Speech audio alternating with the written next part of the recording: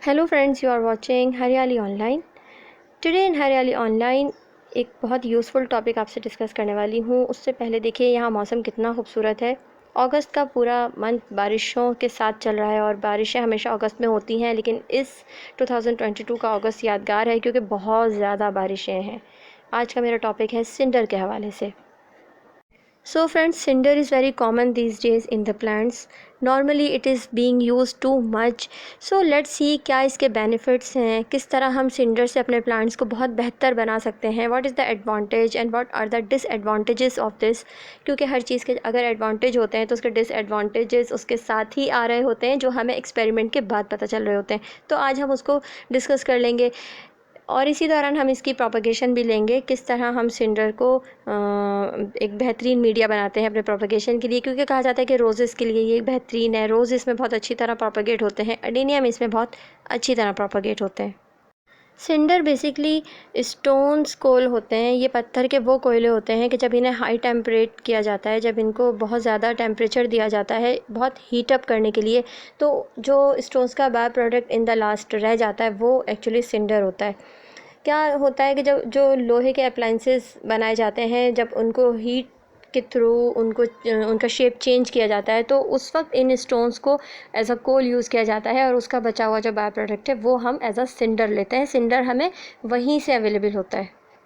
Cinder का जो best use है वो कैक्टस और सैकुलेंट के सॉइल मीडिया में होता है। कैक्टस और सैकुलेंट दोनों ही को बहुत वेल ड्रेन सॉइल मीडिया चाहिए होता है। ऐसा मीडिया चाहिए होता है जिसमें पानी बिल्कुल नहीं ठहरता और जिसमें ऑक्सीजन रहती है, जिसमें एयरेशन रहती है। तो सिंडर्स आपको ये तमाम जो फैसिलिटीज़ हैं वो एक ही, यानी एक अकेला सिंडर आपके प्लांट्स को ये तमाम चीज़ें प्रोवाइड कर देता है। That's why cinder is very good for your plants, but you have to know that कि कौन कौन से प्लांट्स हैं जो सिंडर में अच्छा करते हैं। तो अडेनियम और रोजेज़ या कुछ इस तरह के हार्ड स्टेम वाले प्लांट जो हैं वो सभी सिंडर्स में बहुत अच्छा रिस्पांस करते हैं। स्पेशली रोज़ेस का मेरा अपना एक्सपेरिमेंट है, बहुत अच्छा ग्रो करते हैं। रोज़ का साइज़ बहुत बड़ा आता है और एक वक्त में 20 to 30 फ्लावर्स आपके प्लांट पे आ जाते हैं। सिंडर रोज़ेस के लिए बहुत ही बेहतरीन है और ये अडेनियम में भी बहुत बेहतरीन काम करता है, क्योंकि ये दोनों जो प्लांट्स हैं वो मॉइस्ट तो रहना चाहते हैं लेकिन पानी को खड़ा रखना अपने इर्द गिर्द पसंद नहीं करते हैं। तो सिंडर में वो तमाम क्वालिटीज़ हैं जो वेल ड्रेन सॉइल मीडिया में होनी चाहिए। और ना सिर्फ ये बल्कि ऑक्सीजनेटेड सॉइल को रखता है, क्योंकि इसके स्टोन्स छोटे बड़े साइज़ के होते हैं तो एक गैप मेंटेन रखते हैं, तो जिसकी वजह से एयरेशन रूट सिस्टम के इर्द गिर्द बहुत अच्छा बना रहता है। तो ये वो चीज़ें हैं जो हमारे प्लांट्स की अच्छी ग्रोथ में काम आती हैं, लिहाजा ये दोनों प्लांट्स बहुत अच्छा रिस्पॉन्स करते हैं। यही इसका एडवांटेजेस है कि ये लाइट वेट होता है, एरेशन पौधे में बनाए रखता है, एरेशन में हेल्पफुल होता है। इसका सबसे बड़ा बेनिफिट है कि ये फंगल अटैक नहीं होने देता है, क्योंकि ये बहुत ज़्यादा वेल ड्रेन मीडिया रखता है, इसलिए फंगल अटैक का मसला नहीं होता। क्योंकि हम सॉइल जो देते हैं उस सॉइल से भी कुछ पेस्ट अक्सर आ जाते हैं, रोज़ प्लांट में स्पेशली। तो जब हम रोज़ में ज़्यादा इस्तेमाल सिंडर का करते हैं तो इस तरह के ख़तरे प्लांट्स में नहीं आते, इस तरह के सॉइल मीडिया में प्रॉब्लम्स क्रिएट नहीं होती हैं। सॉइल जो होती है वो बहुत ज़्यादा वेल ड्रेन रहती है, एरेटेड रहती है, ऑक्सीजनेटेड रहती है, तो ये सारे मसले पैदा होते ही नहीं हैं। तो अब बारी आती है इसके डिसएडवांटेजेस की। अगर किसी चीज़ की इतनी खूबियाँ होती हैं तो यकीनन उसके साथ चंद खामियां भी साथ ही आ जाती हैं जो हमें एक एक्सपेरिमेंट के बाद नज़र आती हैं। तो वो सभी मैं आपसे शेयर करूँगी। पहले हम इसका कर लेते हैं एक प्रोपगेशन।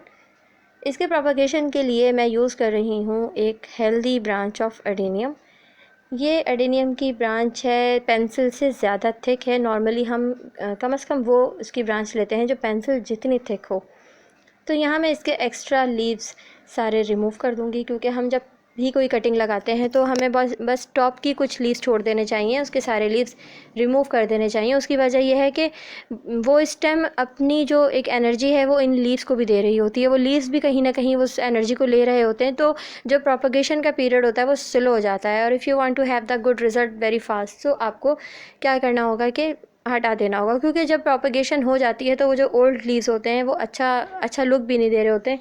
तो बेहतर है कि आप उसको शुरू में हटा दें और अपनी ब्रांच को रहने दीजिए, उसको खाली कर दीजिए। तो यहाँ देखिए मैंने लिया है एक प्लांटर, बहुत छोटा सा प्लांटर मैं यहाँ ले रही हूँ। तो यहाँ मैं एक बहुत छोटा प्लांटर यूज़ कर रही हूँ जिसका ड्रेन होल आप देख सकते हैं। छोटा प्लांटर लेने की वजह यह है कि मैं हमेशा प्रोपगेशन के लिए, न्यू कटिंग्स के लिए एक छोटा प्लांटर ही यूज़ करती हूँ ताकि ज़्यादा मीडिया ना लूँ और उसमें ज़्यादा पानी का प्रॉब्लम ना आए। यहाँ मैं इस प्लांटर में सिर्फ सिंडर ऐड करने लगी हूँ, इसके साथ कोई और सा मीडिया नहीं डालने वाली हूँ। इसी में मैं इस स्टेम को एडजस्ट करूँगी और फिर रिमेनिंग पॉट जो है वो इस सिंडर से कवर कर दूँगी, उसको इससे फुल कर दूँगी। जब हम छोटा पॉट लेते हैं तो उसमें हम कोई भी मीडिया यूज़ करें, मिट्टी लें, कोकोपीट लें या फिर सिंडर या परलाइट, जो भी आपके पास है, तो क्या होता है कि आप उसमें हद से ज़्यादा पानी डाल ही नहीं सकते।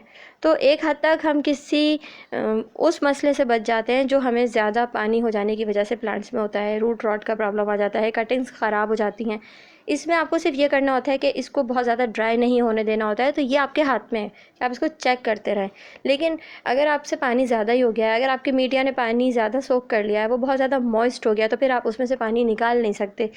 रिज़ल्ट क्या होता है कि कटिंग्स ख़राब हो जाती हैं।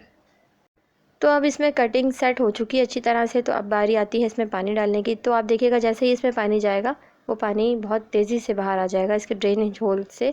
उसकी वजह यह है कि सिंडर की क्वालिटी ही यही है कि ये बहुत ज़्यादा वेल ड्रेन्ड होते हैं। बस ये अच्छी तरह से गीले हो गए, मॉइस्ट हो गए, इनफ फॉर दैट कटिंग। क्योंकि कटिंग को सिर्फ एक मॉइस्ट एटमॉस्फेयर चाहिए होता है, अपने इर्द गिर्द एक थोड़ा सा कवर एरिया चाहिए होता है, जो कि सिंडर ने उसे कर दिया है और वो मॉइस्ट भी है। तो बस अब मैं इसे चेक करती रहूँगी, हद से ज़्यादा इसका जो ड्राइनेस इसमें नहीं आने दूँगी। देखिए पानी पूरा बाहर आ गया था, मैं इस पानी को वेस्ट कर दूँगी और बस कटिंग अब रेडी है। इस कटिंग को मैं बहुत शेडी एरिया में रखूँगी और तकरीबन 1 हफ़्ते तक इसका यही मामूल रहेगा कि ये शेडी एरिया में रहेगा। और मैं इसका जो ड्राइनेस है तो वो चेक करती रहूँगी कि कितना है, क्योंकि अपर सरफेस तो इसकी अभी ड्राई होना शुरू हो जाएगी, लेकिन इनर साइड से ये मॉइस्ट ही रहेगा। तो इसका डिसएडवांटेज ये है कि जब हम सिंडर को अपने मीडिया में यूज़ करने लगते हैं तो पहला प्रॉब्लम हमें ये आता है कि हमारा सॉइल मीडिया बहुत जल्दी ड्राई हो जाता है। तो हमें ज़्यादा या फिर रेगुलर बेसिस पे और in the summer season twice in a day हमें अपने प्लांट्स को पानी देना होता है। सेकंड प्रॉब्लम इसमें यह आता है कि जैसे गमले में लीव्स गिर जाते हैं तो वो लीफ मोल्ड बन जाते हैं, लेकिन सिंडर की मौजूदगी में ऐसा नहीं होता। सिंडर एक हाई ड्रेन मीडिया होता है जिसमें फंगल अटैक वगैरह का भी ख़तरा नहीं रहता। तो इसमें किसी तरह का डिकम्पोजिशन, अगर आप चाहें कि कोई लीफ है वो गिर जाएंगे, वो खुद ही डिकम्पोज हो जाएंगे, ऐसा भी नहीं होता। अगर आपने कोई प्लांट सिर्फ सिंडर में लगाया है तो आपको उस प्लांट को रेगुलर बेसिस पे फर्टिलाइज़ करना होगा। उसमें water diluted fertilize daily basis देने होंगे, क्योंकि आपने देखा सिंडर में हमने जब पानी डाला तो वो पानी फ़ौरन ही बाहर आ गया। तमाम जो सिंडर के एलिमेंट्स अंदर मौजूद थे वो तो गीले हो गए, लेकिन उसने कोई भी मॉइस्ट होल्ड नहीं रखा। लिहाजा जब भी आप फर्टिलाइज़र यूज़ करेंगे अपने मीडिया में तो आप पानी के साथ ही शामिल कर देंगे, लेकिन जितना उसकी रूट्स उसको एब्जॉर्ब कर लेंगी बस वो चला जाएगा और जो एक्स्ट्रा होगा, रिमेनिंग होगा, वो बाहर आ जाएगा। जो पानी आपका ड्रेन होल से बाहर आता है उसके साथ वो बाहर आ जाएगा। लिहाजा डेली बेसिस पे आप उसको डाइल्यूटेड फर्टिलाइज़र्स देंगे। In that case you will grow your plant very good. एक मसला ये भी आता है कि जिस तरह ये आपके प्लांट को हाई फीडर बना देता है तो उस तरह ये इसका पीएच लेवल थोड़ा सा डिस्टर्ब कर देता है। रेगुलर बेस पे अगर आप अपने प्लांट को फर्टिलाइजर्स देंगे तो उसका पीएच जो है वो थोड़ा सा डिस्टर्ब हो जाएगा। नॉर्मल प्लांट्स में अगर आप पीएच देना चाहते हैं, उसका पीएच लेवल में रखना चाहते हैं, तो आप विनेगर यूज़ कर सकते हैं, जो एक सस्ता और बहुत ही परफेक्ट फार्मूला है। तो इतना हाई फीडर आपके प्लांट को कोई चीज़ अगर बना दे और आपको वो रेगुलर बेस पे पानी पौधों को डालने के लिए भी मोटिवेट करे, तो फिर वो चीज़ मेरे नज़दीक एक डिसएडवांटेज है, क्योंकि हम एक ही प्लांट को तमाम वक्त नहीं दे सकते।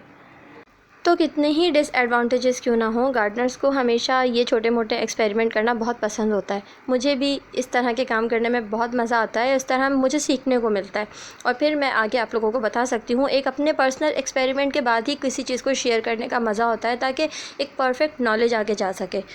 तो how was my this video, you have to tell me in your comment box. आपके कमेंट्स बहुत ज़्यादा मेरे लिए मोटिवेटेड होते हैं और आपका सब्सक्राइब और आपका लाइक मेरे लिए बहुत बेहतरीन सपोर्ट होता है। So do subscribe me, do like my video, give your good thumb और स्टे विथ मी।